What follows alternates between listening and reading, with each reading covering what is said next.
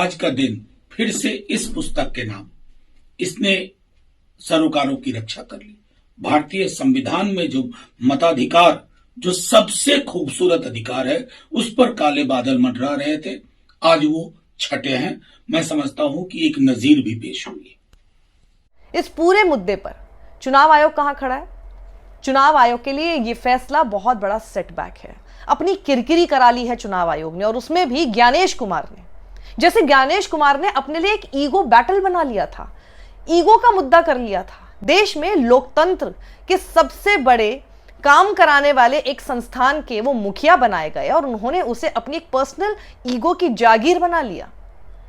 जब आप कोई शिकायत करते हैं, आप सोचिए चुनाव आयोग का काम क्या था? चुनाव आयोग का काम यह था कि फ्री और फेयर इलेक्शन सिर्फ करवाने ही नहीं है, लेकिन फ्री और फेयर इलेक्शंस हो रहे हैं ये भी सुनिश्चित कराना है, और साथ ही आपके मन में इस बात का भरोसा भी डालने का काम चुनाव आयोग का ही था। पर चुनाव आयोग ने क्या किया? अपनी तरफ से बस जो करना था वो कर दिया। आपके मन में अगर कोई डाउट है उसको सुनने को वो राजी नहीं था। सोर्स द्वारा, सूत्रों द्वारा जबरदस्ती मीडिया में खबरें प्लांट कराने में वो ज्यादा लगा हुआ था, और साथ ही शपथ लो, हलफनामे भरो, इस तरह की बातें कर रहा था।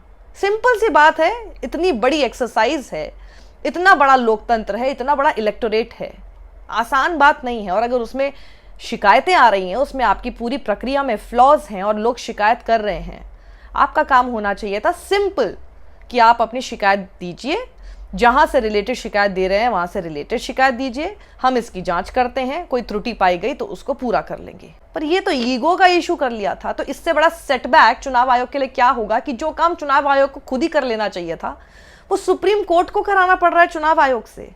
तो ये एक बहुत बड़ी, जिसे कहते हैं ना कि चुनाव आयोग के लिए किरकिरी है, उनके लिए ये बहुत ही शर्मनाक है, बिल्कुल मुंह छुपाने जैसा है कि चुनाव आयोग ने इतने बड़े इंस्टीट्यूशन को, और स्पेशली उसमें ज्ञानेश कुमार के लिए मैं कहूंगी, इस इतने बड़े इंस्टीट्यूशन को सिर्फ अपने ईगो के कारण कहां से कहां लाकर खड़ा कर दिया। और इसमें जीत विपक्ष की है, क्योंकि लगातार वोट चोरी अगर वो कह रहे हैं और अगर सुप्रीम कोर्ट ऐसी बात कह रहा है तो इसका मतलब है कि सुप्रीम कोर्ट ये बात मान रहा है कि ऐसी त्रुटियां हैं।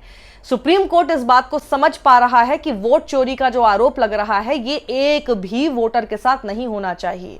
मृतकों के साथ बैठकर राहुल गांधी चाय पीते हुए अगर नजर आते हैं तो ये बहुत बड़ी मौकरी है हमारे पूरे चुनाव आयोग की इस पूरी प्रक्रिया की। बैठकर हंस लीजिए, 10 तरह के आरोप लगा लीजिए, और बीजेपी की तरफ से भी हम यही देख रहे थे, डिफेंड करने में लगे हुए हैं चुनाव आयोग को।